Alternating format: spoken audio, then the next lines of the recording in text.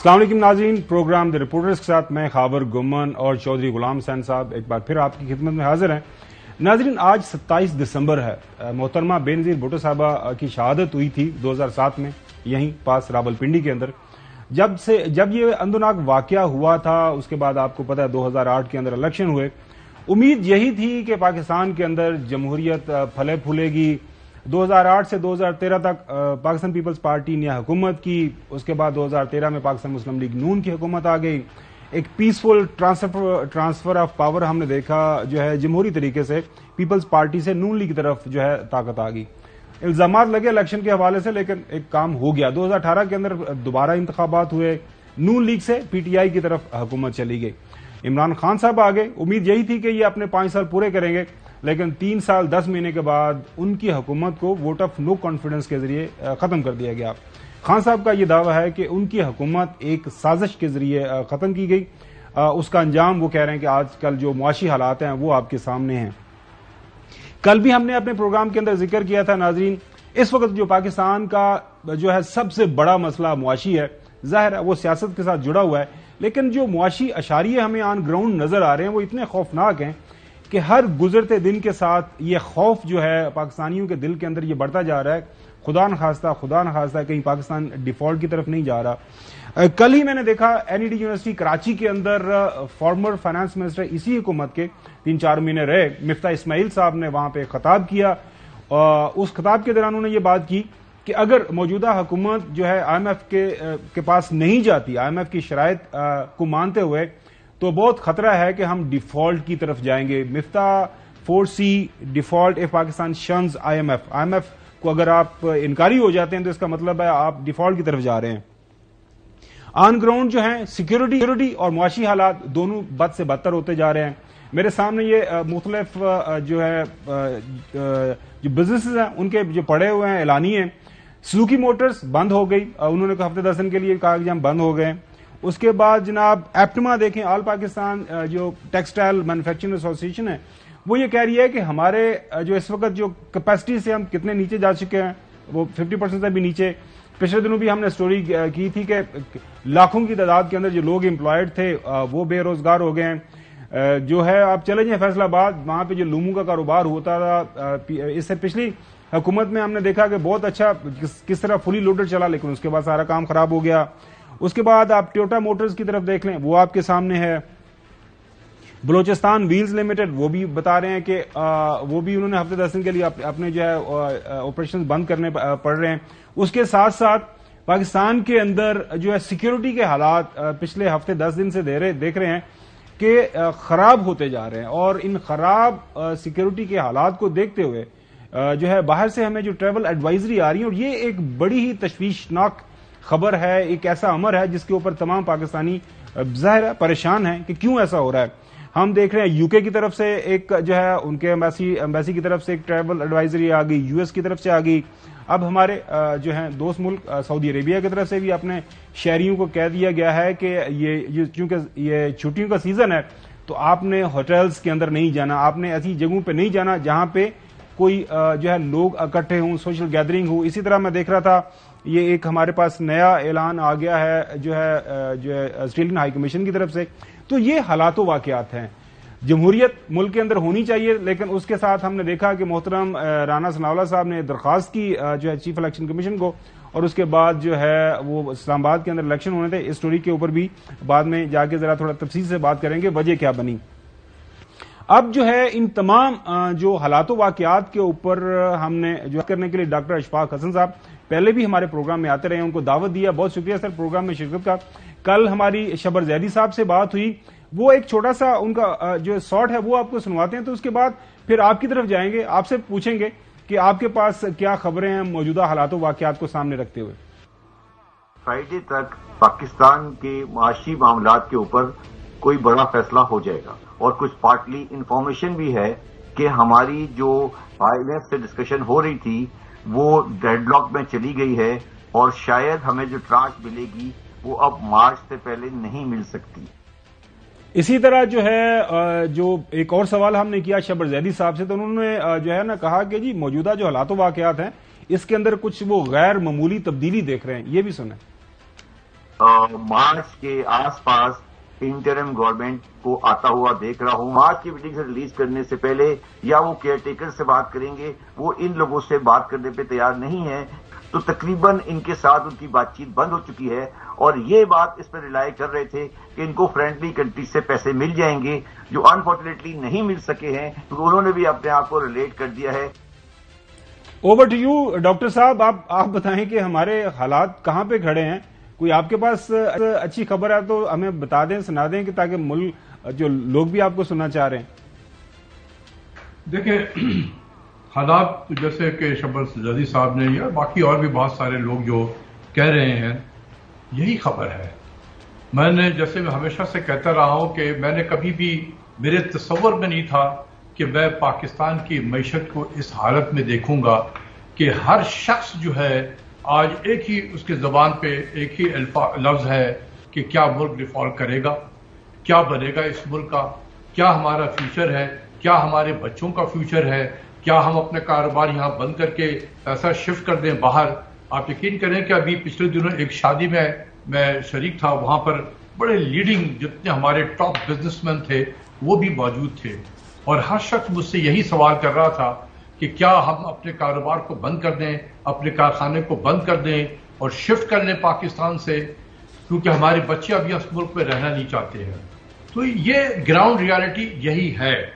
اور اس میں آپ اگر دیکھیں تو میں 2-4 انڈیکیٹر دے دیتا ہوں جس سے عوام کا ہے. انفلیشن ہے, افراط زر کی شرح جسے کہتے ہیں, مہنگائی کہتے ہیں جس کو. آپ یقین کریں کہ اتنے مسلسل, اتنے ہائی ریٹ آف انفلیشن جو ہے یہ کبھی بھی پاکستان میں نہیں دیکھا گیا ہے.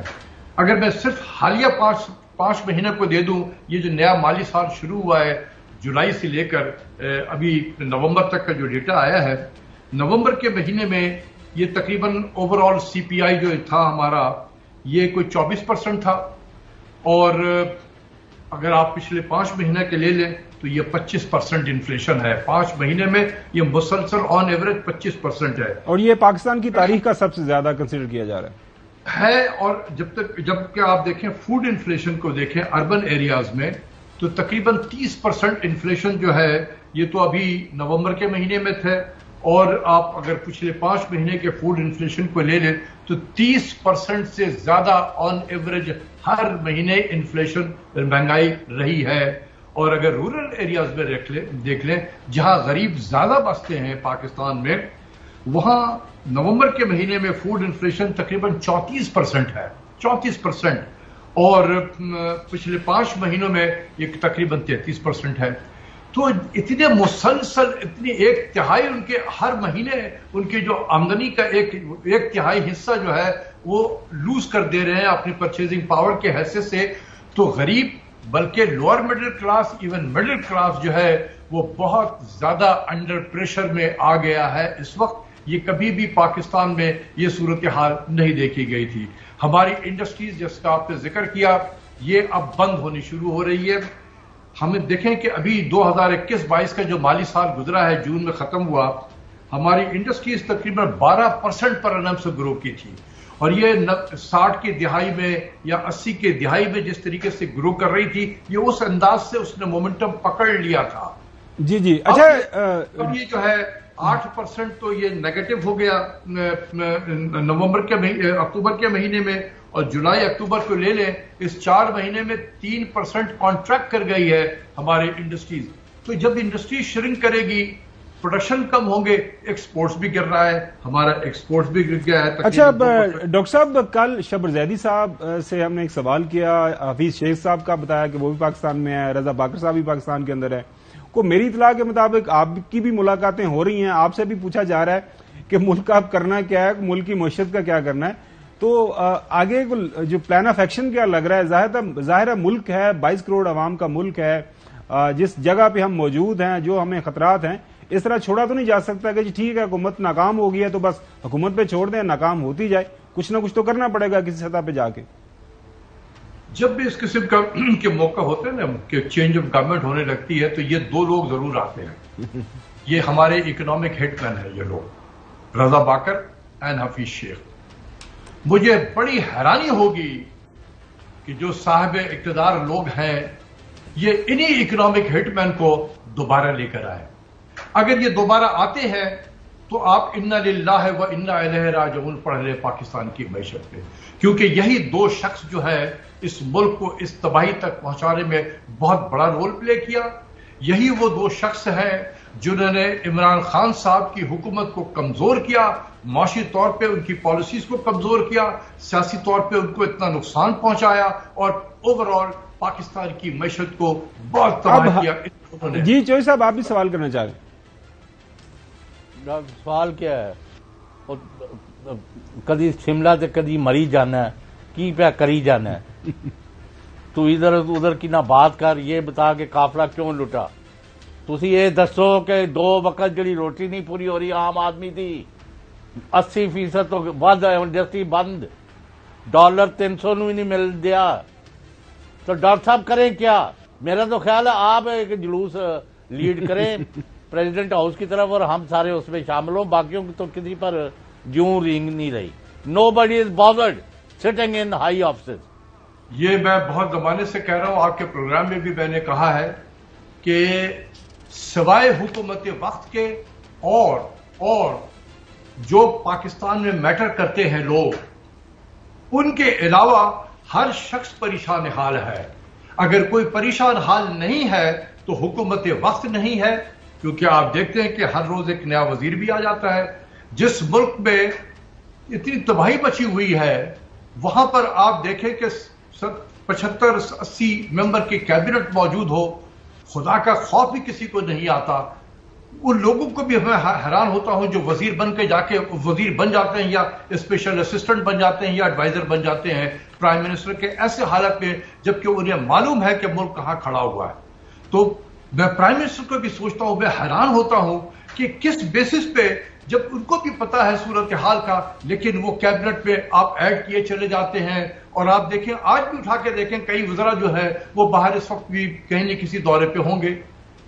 یار اس میں پیسے خرچ ہوتے ہیں، ڈالر خرچ ہوتا ہے. ہم ایک ڈالر کی خاطر LCD کھول رہے ہیں اور ہماری انڈسٹریز بند ہو رہی ہے، لیکن ہمارے باہر کے دورے نہیں ختم ہوتے. اچھا ڈاکٹر صاحب، یہ IMF کے ساتھ کہ وی آر لیسٹ بادرڈ، ہمیں کوئی پرواہ نہیں ہے اس ملک کی. جہنم میں جاتا ہے چلا جائے. اچھا ڈاکٹر صاحب، اللہ نہ کرے جی جہنم میں جائے. IMF کے ساتھ جو اس حال کو بچا رہے، IMF کے ساتھ جو معاملات چل رہے ہیں، کیونکہ ڈاکٹر صاحب تو یہ کہہ رہے ہیں کہ ہم IMF کی نہیں سنیں گے، وہ اب لگ یہ رہا ہے کہ یہ جو کتنے نے انہوں نے کون سن رہا جی؟ ڈار صاحب ہے کتنے نے؟ اچھا وہ سر پتہ کیا، ان کا پتہ نہیں چل رہا، ان سے بات کرنے کی کوشش کرتے ہیں. تو ڈاکٹر اشفاق صاحب، آپ IMF کے ساتھ جو ہمارے معاملات ہیں آپ مزید خراب ہوتا دیکھ رہے ہیں، یا پھر وہ 9th ریویو کی بات چل رہی ہے کہ جی شاید کچھ 2-4 ہفتوں کا ٹائم دیا گیا حکومت وقت کو کہ ان کی بات مانے، ادروائز پھر یہ تو بات پھنس جائے گی؟ بھائی میرے، میں اسی لیے تو منع کرتا تھا، خدا کے واسطے IMF میں نہ جاؤ. یہ جو IMF ہے اس وقت ان کا جو پروگرام ہے نا، یہ بہت ہی زیادہ ان ریزنیبل ہو گیا ہے یہ لوگ. اور یہ ہمارے حالات کا، پہلے تو انہوں نے حالات کو یہاں پہنچایا ہے اپنے لوگوں سے، اکنامک ہٹ مین سے جس کا میں نے ذکر کیا، ان کے ذریعے سے ملک کے اکانومی کی حالت کو خراب کی. اور اب جو ہے وہ اکڑے بیٹھے ہوئے ہیں کہ جب تک یہ کام نہیں کرو گے ہم نے پیسے نہیں دینے ہیں. تو انہوں نے ہمیں بالکل ناک کہتا نہیں جس کو رگڑا دیا. اور یہ مجھے معلوم تھا، یقین کریں کہ یہ مجھے معلوم تھا. اس لیے بھی میں نے عمران خان صاحب سے کہا تھا کہ خدا کے واسطے نہ جائیں. یہ جیو اسٹریٹجک حالات جو بدل رہے ہیں دنیا میں، اس بدلتے ہوئے حالات میں خدا کے واسطے یہ راستہ نہ لے IMF کا، ورنہ آپ برباد ہو جائیں. حل کیا تھا اس کے علاوہ ڈاکٹر صاحب؟ یہ بہت حل تھے، حل بھی ان کو بتایا تھا، بہت کچھ بتاتے. لیکن جب آپ کسی ملک کے وزیر اعظم کو جا کے کہتے ہیں کہ آپ یہ راستہ نہ اختیار کریں، تو کیا سمجھتے ہیں کہ میں یہ نہیں بتاؤں گا کہ اگر یہ نہیں کریں گے تو یہ راستہ اویلیبل ہے آپ کے پاس؟ تو میں نے تو اپنے تجربے کے بنیاد پہ 11 سال وزارت خزانہ میں نے گزارا، IMF کو ڈیل کیا 11 سال تک. اس کے بیسس پہ میں بتا رہا تھا کہ سر ہم اس کو ہینڈل کر لیں گے، خدا کے واسطے نہ جائیں. لیکن جیسے میں نے آپ سے کہا کہ کیبنٹ میں لوگوں کی پلیسمنٹ ہوئی تھی، اسٹریٹجک پلیسمنٹ تھی لوگوں کی، جن کا کام یہ تھا کہ عمران خان صاحب کے کان میں ہر لمحے یہی بات کرنا، اوہ سر اگر نہیں گئے تو یہ بربادی ہوگی، وہ بربادی ہوگی. وہ مجھے بلاتے، میں ویکنڈ میں جاتا تھا نگالا میں. لیکن چودھری صاحب ڈاکٹر صاحب چودھری صاحب بھی سوال کرنا چاہ رہے ہیں. اس سے پہلے میں ایک چھوٹا سا سوال کہ آپ کے جو دوست ممالک ہیں وہ بھی یہ کہہ رہے ہیں کہ آپ جو ہے پہلے آئی ایم ایف سے بات کریں پھر ہماری طرف دیکھیں، تو پھر بیچارہ پاکستان کہاں پہ جائے؟ ہماری اکانومی جس جگہ پہ کھڑی ہے ہمیں پھر بحالت مجبوری کچھ نہ کچھ تو پھر سننا پڑتا ہے. ہم کیوں حالات مجبوری میں کیوں پہنچے ہیں؟ ہم خود پہنچے ہیں نا اس جگہ پہ. یہ راستہ ہم نے خود چوز کیا ہے. یہ راستے میں کانٹے ہی کانٹے ہیں، یہ بھی میں آپ لوگوں کے پروگرام میں بتاتا رہا ہوں. لیکن کسی کو بھی اس وقت بھی کسی کو بھی فکر ہی نہیں تھی کہ یار بس ٹھیک ہے چلے اسی طریقے سے چلے گا. دیکھیں میں آپ کو بتا دوں جتنا میری اطلاع ہے، دوست ممالک نے کہا کہ ہم آپ کی مدد کرنے کو تیار ہیں، provided you help your self. آپ اپنے ملک کے جو مسائل ہیں، حالات ہو گئے ہیں، اس کو اپنے گھر کو تو صحیح کرو کہ ہم تمہیں آئے تمہاری مدد کرنے کے لیے، تمہارے ہاتھ کو تھامنے کے لیے. تم اپنے گھر کو صحیح کرو. اب یہ لفظ وہ شاید اتنے کھل کے نہیں بول سکتے ہیں تو وہ بھی آئی ایم ایف کے پیچھے چھپ جاتے ہیں کہ یار آئی ایم ایف کے ساتھ ڈیل کرو تو پھر اگر وہ آن بورڈ ہوگا تو ہم بھی تمہاری ہیلپ کریں گے. لیکن جتنی میری اطلاع ہے، میں نام نہیں لینا چاہتا ہوں ان ملکوں کا، مجھ سے انہوں نے باتیں بھی کی ہے کہ جب تک آپ اپنے گھر کے حالات کو خود صحیح نہیں کریں گے اور وہ حل آپ کی نظر میں الیکشن ہے سوائے اس کے اور کوئی چارہ نہیں ہے.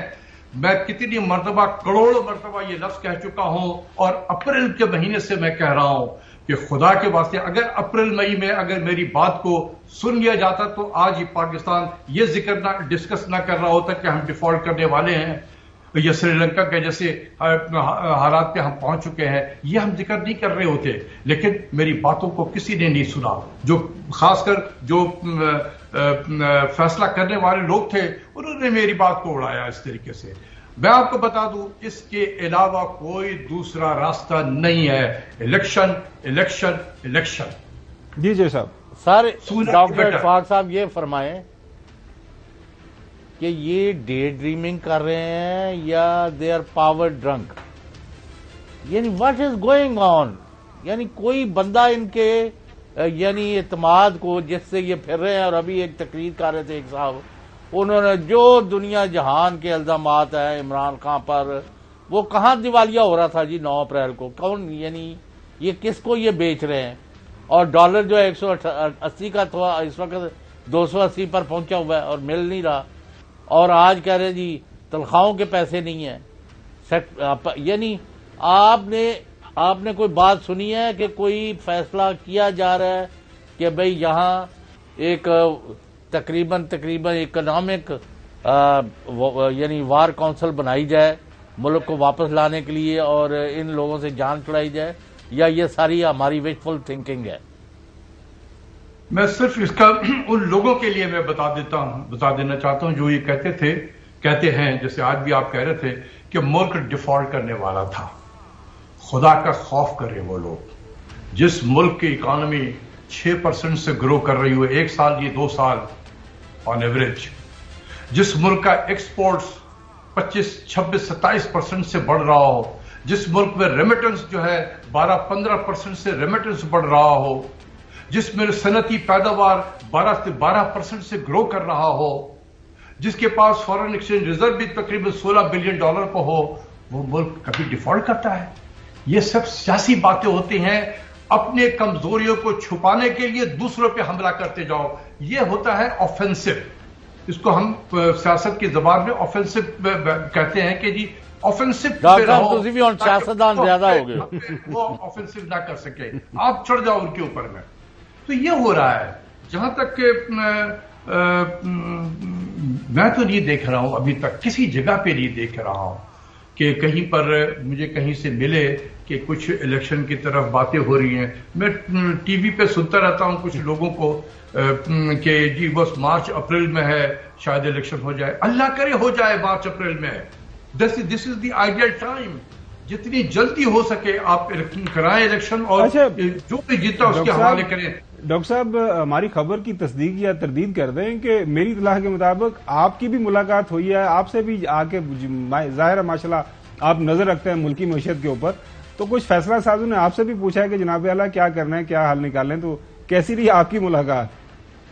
देखिए, पूछते पाछते तो रहते हैं, रोज ही पूछते शायद आज भी थोड़ी देर के बाद पूछेंगे तो वो तो है, और मैं वही उनको बताता हूं जो मैं आपको बता रहा हूं, जो कौम को बता रहा हूं, ठीक है ना।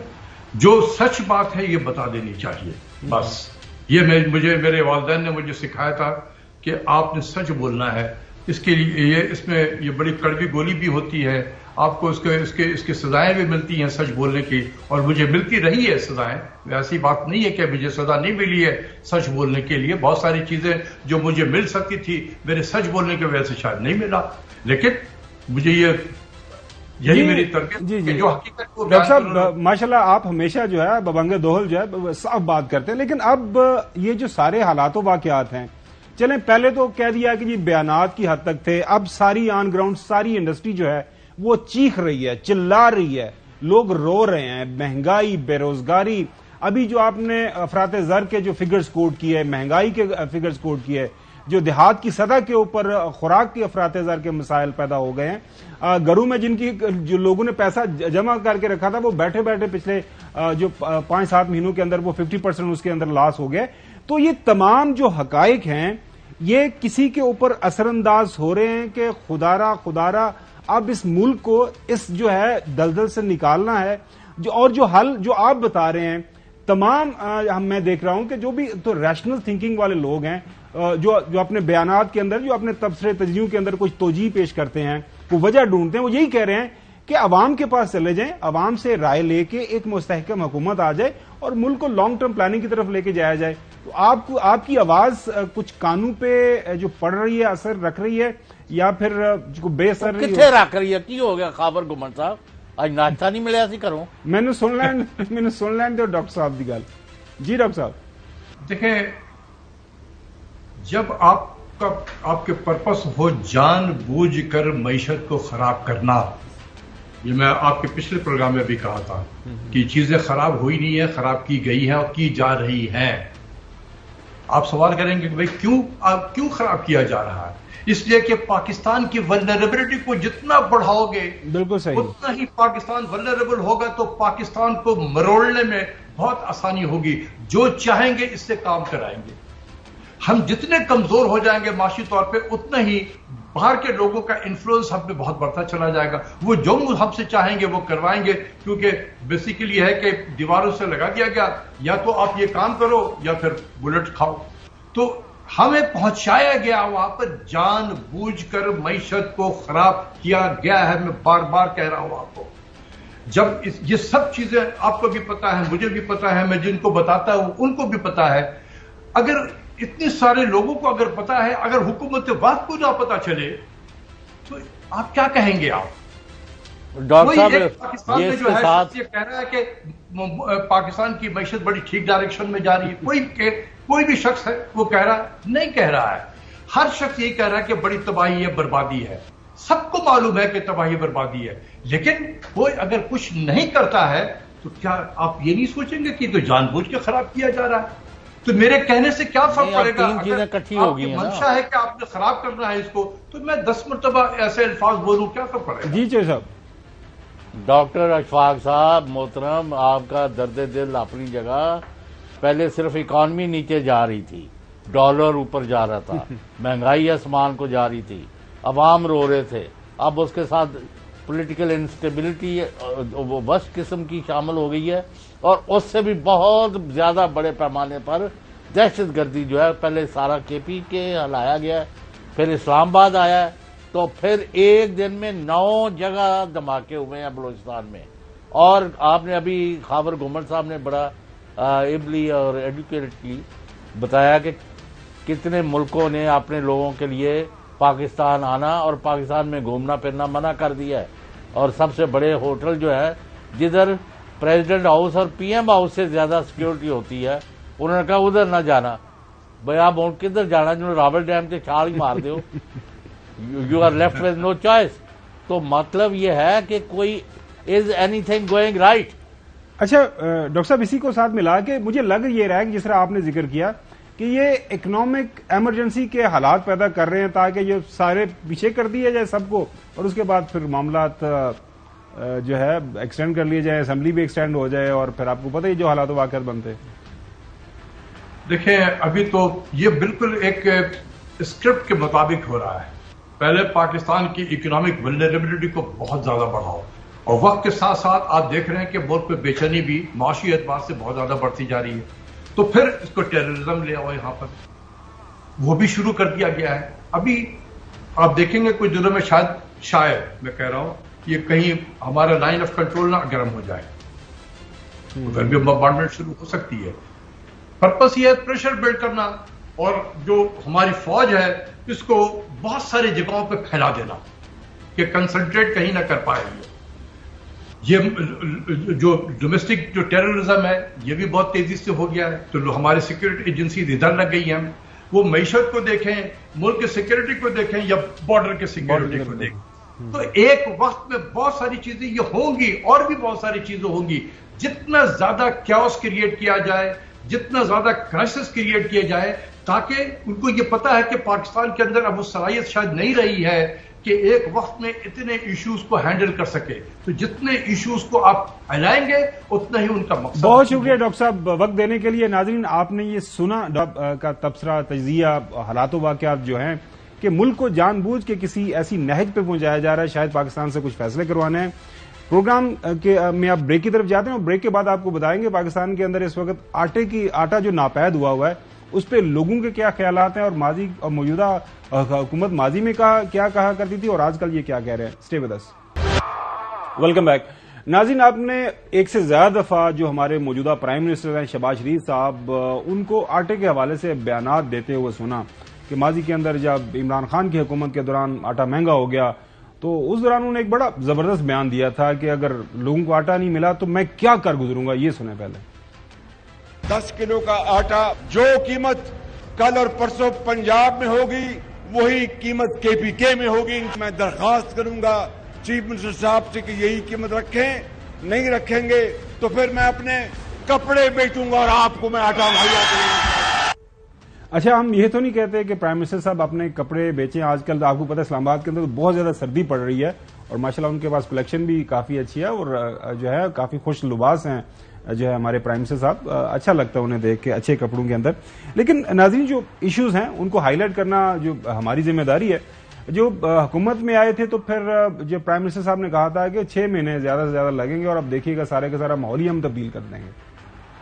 اللہ نے ہمیں سب کو موقع دیا تو میں یہ قوم سے وعدہ کرتا ہوں اسی تباہ کن معیشت کو انشاءاللہ 6 مہینوں میں ان کو اپنے پاؤں پہ کھڑا کریں گے، اور بے روزگاری اور اس ملک میں غربت کا خاتمے کے لیے شبانہ روز محنت کریں گے. یہی ہمارا منشا ہے، ہماری اور کنسٹیٹیوشن نہیں.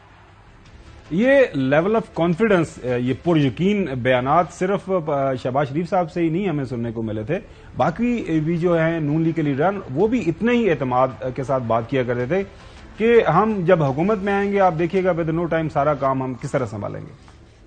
حکومت کی چابیاں ہمارے حوالے کر دی جائیں، کیونکہ ہم سے لائق آدمی اس ملک میں کوئی نہیں ہے، ان سے حکومت چل رہی نہیں ہے. ہم جو 4 آدمی ہیں چابی ہمیں دے دیں چلانے کی، اور حکومت کی معاملہ 4 میں سے 1 جیل میں، کوئی فرق نہیں پڑتا، جیل سے چلا لیں گے.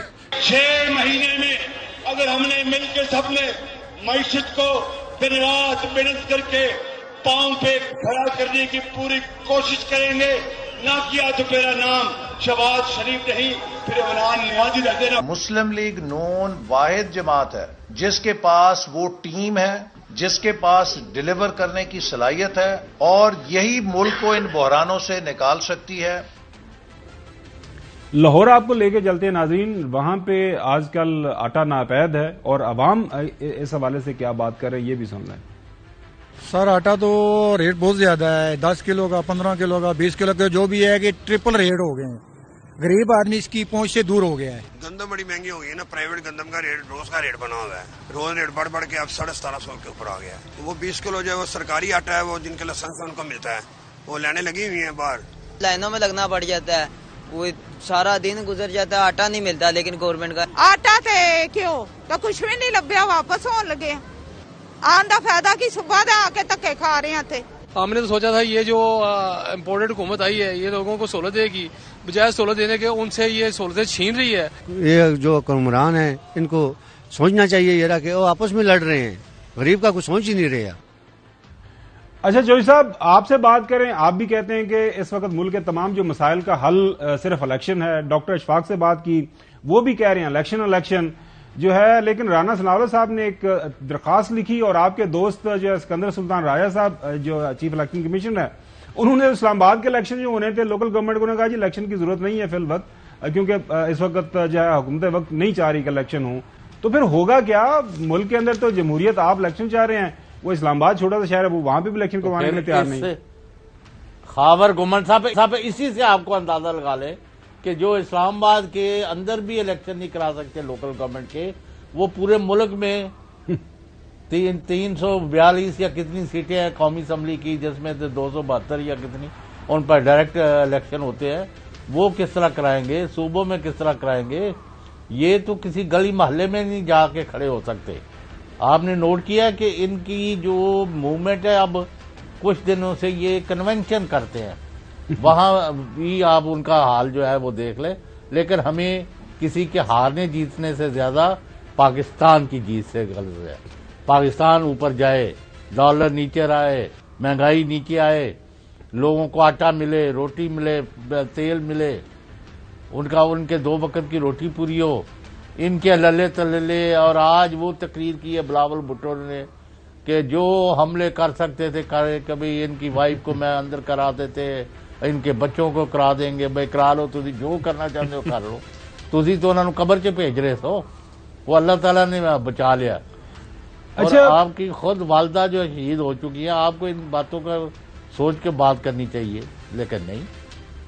بالکل, یہ ایک بڑا ایک سیاہ باب جسے کہتے ہیں کہ پاکستان کی تاریخ کا ہے, جب 27 دسمبر کو محترمہ بینظیر بھٹو صاحبہ کو شہید کیا گیا. اور خابر صاحب یہ مجھے بتائیں کہ یہ کس they are banking on what?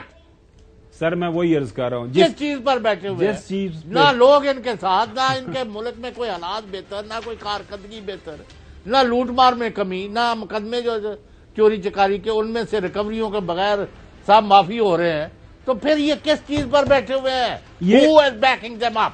یعنی ساکھ جار نے سنا ہے کہ صدر عارف علوی کو کہا ہے کہ جی آپ یہ نہ سمجھیں کہ ہم صرف پی ڈی ایم ہیں, ہمارے ساتھ اور بڑی قوتیں ہیں. اچھا, کون سی قوتیں ہیں جن کو یہ وہاں واشنگٹن میں یہودی جو ہے وہ 8 ملین میں آپ کی عمارت خرید رہے ہیں.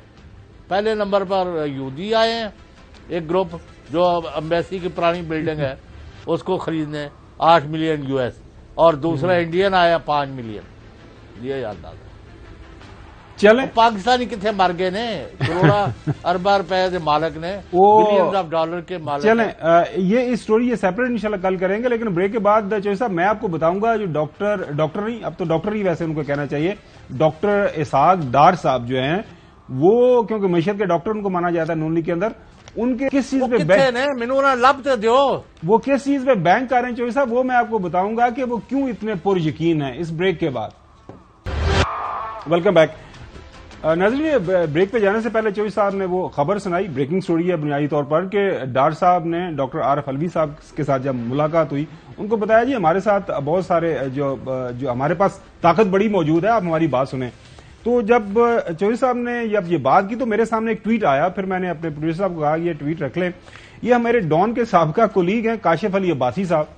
آج چوہدری صاحب انہوں نے دن کو جب فیصلہ محفوظ کیا گیا اسلام آباد کے اندر الیکشن کو پوسٹ پون کروانے کے لیے حکومتی درخواست کے اوپر, تو کاشف علی عباسی صاحب نے یہ ٹویٹ کیا کہ حکومتی کیمپ میں بے چینی, اگر الیکشن کمیشن نے اسلام آباد میں 31 ستمبر کو الیکشن کروانے کا فیصلہ کر دیا تو پھر کیا ہوگا؟